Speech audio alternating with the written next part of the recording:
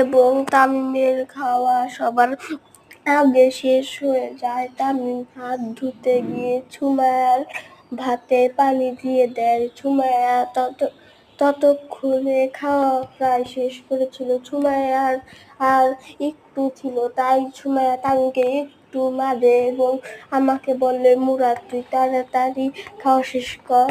তামিমের মায়ের কাছে আমরা সবাই কমু এবং তারপরে আমিও খাওয়া শেষ করি। আমি মারিয়াকে বলি, মারিয়া তাড়াতাড়ি খাওয়া শেষ কর, তরে আবার একা থুয়ে যাবো কেন।